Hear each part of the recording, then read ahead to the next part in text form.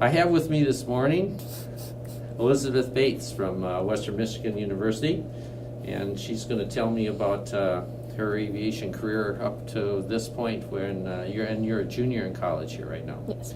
So Elizabeth, where did you grow up? I grew up in Plymouth, Massachusetts, Yes. and that's where I ended up getting my private when I was in high school. Right at the time when you can get your private, or?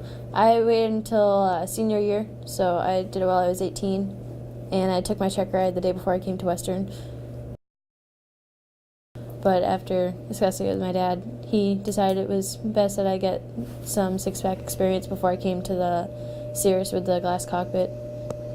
Okay, and you rattled off six-pack. What's a six-pack? I mean, in some circles I know what that is. In exercise circles I know what a six-pack is, but I don't think that's what you're talking about. No, a six-pack is just the basic instrument cockpit compared to the more modern glass cockpit that has all the information in front of you. Six-pack just has your basic airspeed, attitude, altimeter, VSI, directional gyro, and turn coordinator. Well, if Dad was helpful in having you make some of these aviation decisions, does he have any kind of experience in that area, or is he just kind of helping out? My dad's a Delta pilot for Delta Airlines. He flies the 767, so he's kind of been a part of all the aviation decisions that I've been making, including helping me find a college to go to. When I decided that I was interested in aviation, he started asking all the co-pilots that came to fly with him what schools they went to, and we started making a list. And from there, we went through different colleges, finding out which ones had aviation programs, how their aviation programs were in standing, and then also looking into the universities that they were paired with, because I wanted a university that wasn't mainly just focused on aviation, that had some other aspects to it. Mm-hmm. That's why I chose Western, because it has a great aviation program, but it also has the university side of it with the great sports and other classrooms. What was your dad's background? He did his private at home, got his private as soon as he could, because his father was a pilot too. And then he went to Embry-Riddle Daytona, and then from there went into the Navy, and then went straight into Delta. Okay, so he has a very broad background. How about your grandpa? What kind of pilot was he? Just general aviation pilot. He liked to fly anything he could.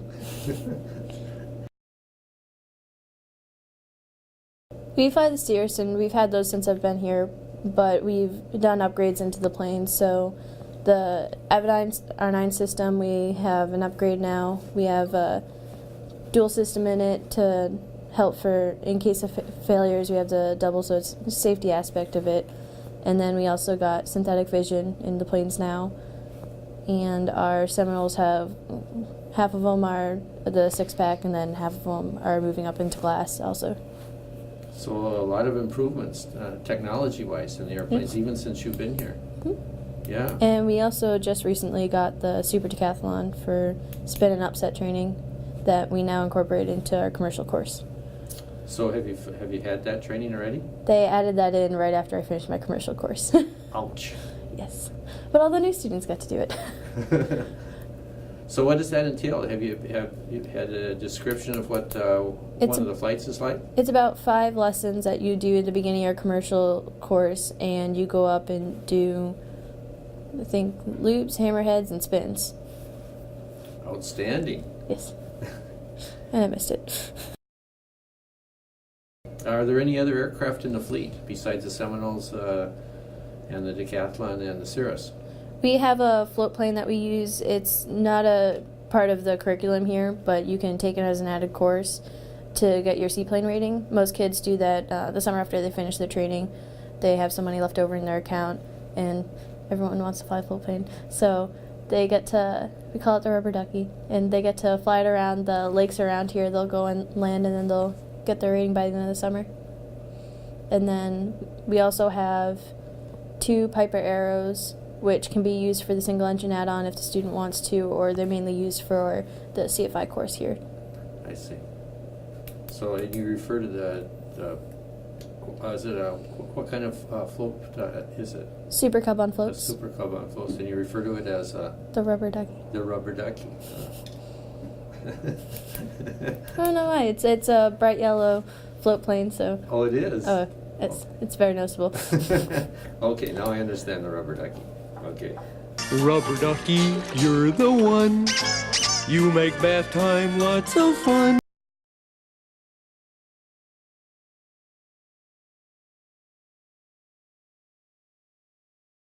These kids that do this event are very good at it. Okay, so they see a picture and they have to determine the model and manufacturer of it. How many of these? There's got to be some score involved with this. So how many pictures are shown, for example? Total is out of 180 points. 180 points. So they see 180 different. They have to. That's 180 points out of all the photos, out of manufacturer, model number, Also, common name. 180, 60 then. Yes. 60 airplanes. So we're for the 3 chances of making points on each one for 180. Okay, got my math. You should do so- E6B. Yeah, right. What are the winners getting as far as how close to 180 do they come? I forget what last national score, but it was in the 170s. Like I What? said, these people are very good at this event. That do it. They're coming to 170 out of 180 they're getting? Yes. Unbelievable. You ever get to observe this? Anybody get to observe these kids doing this? Once you're a judge or a coach, you can go Oh. in the room and watch. Oh. I've just gone in the rec room to watch them as I practice, and that's when I stand there and look at the screen in awe. Well, now how do you prepare for something like that? You pretty much just have the kids in the room. They have homework assignments, depending on what every team has their different aspects for how they study. But our team, we sit in a room, lights off, with pictures going on a board, and everyone just calls out plane names, and sometimes they correct people if they're wrong, and it's entertaining to watch.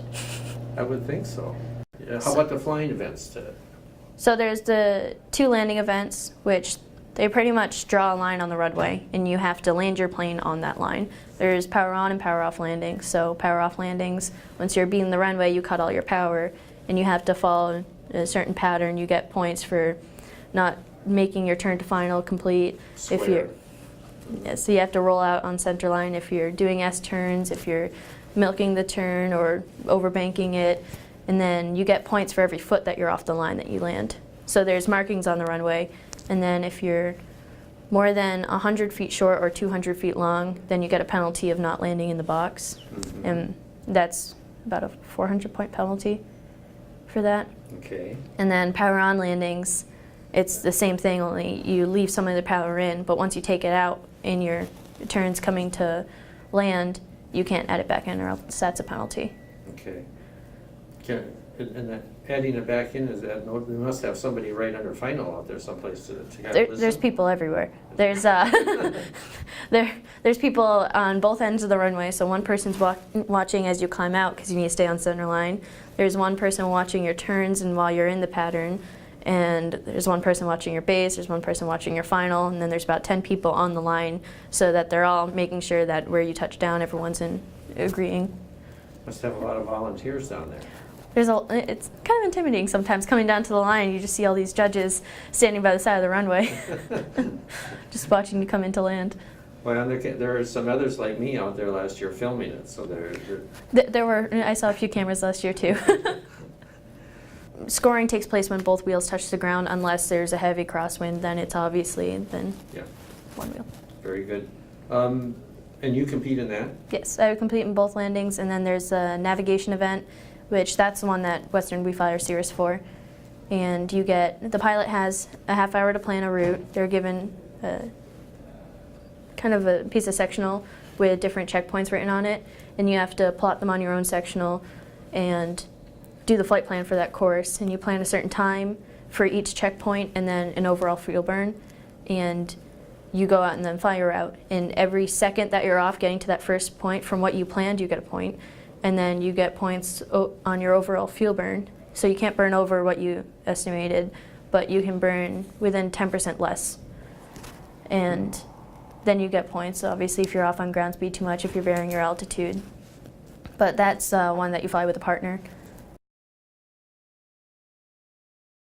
This past year, I was a safety observer, and my captain was my pilot. So we flew that together, and we got first place at our national event. At the Nationals last year. Congratulations. Thank you. Was it helpful having the Cirrus to fly? Definitely.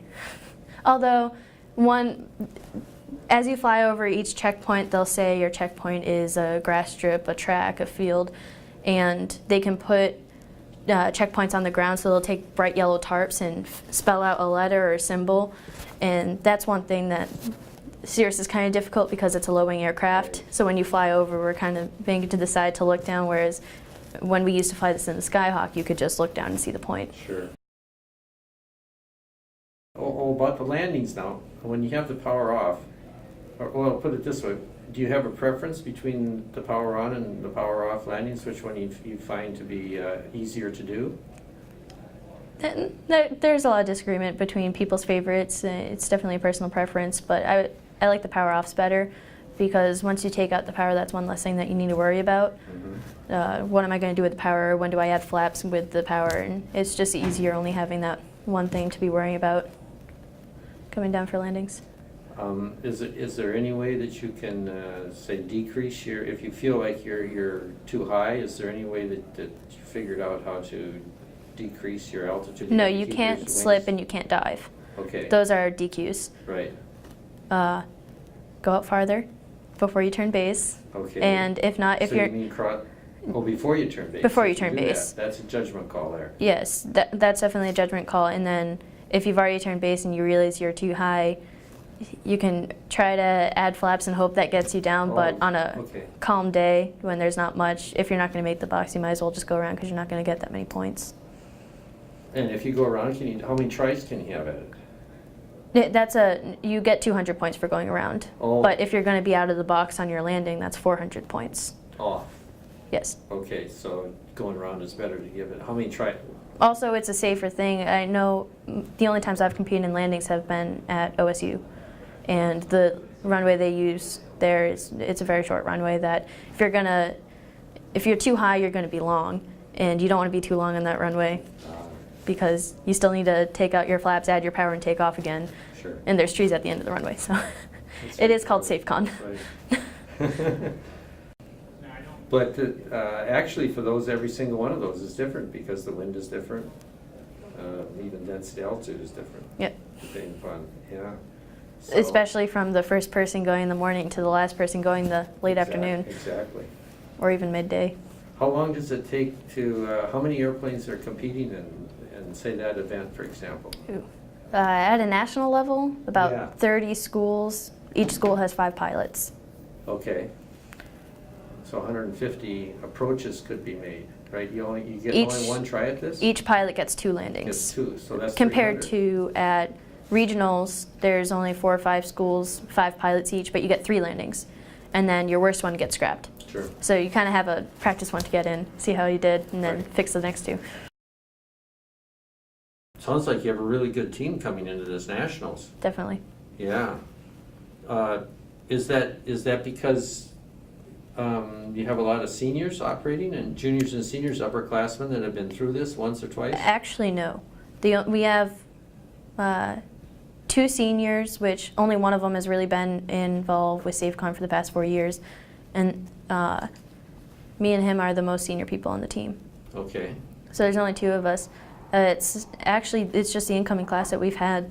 They've really put their noses into the books and wanted to learn and want to do well at this event, and well, the event that we put them into, and they've definitely excelled. Patrick Allen, the next one that you're going to meet with, he's one of them. He's in his sophomore year right now, and he really did well in his landings in all of the events this year.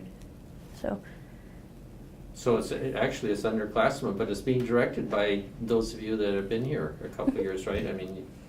Well, we've seen in the past few years what's done well, what hasn't, and I know that I'm still in contact with the people from the previous years before me. They've said, well, this is the way that we did it and it didn't really work out, maybe you should try this. So it's nice to still have that communication going on. The only 2 events that we didn't cover were 2 of the ground events, pre-flight and ground trainer.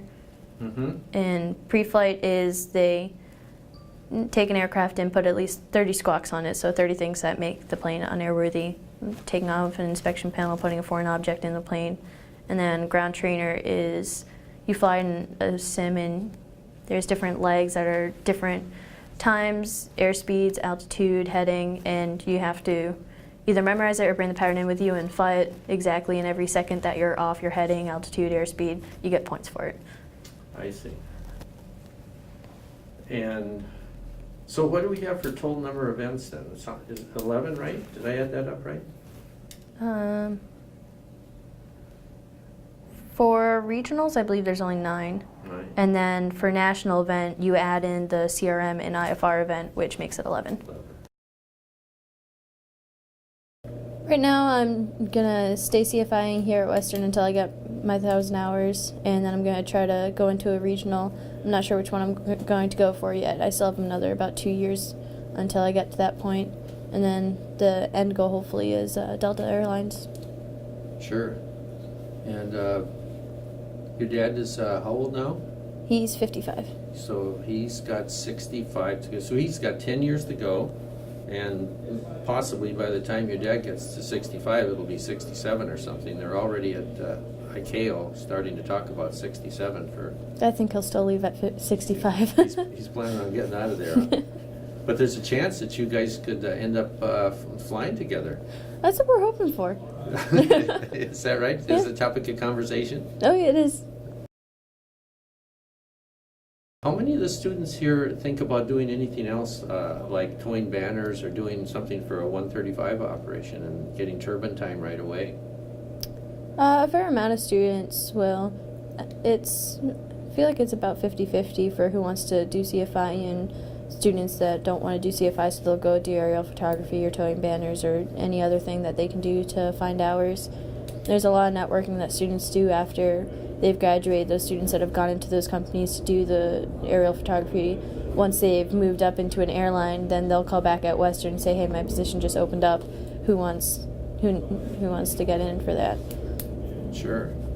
And what besides aerial is some of the 135 ops that they go to? Aerial photography, just banner towing or skydiving. I know that there's a few other smaller companies that they've gone through just through personal connections, that they've had Kingers or some kind of Sure. plane that they can go fly. Sure.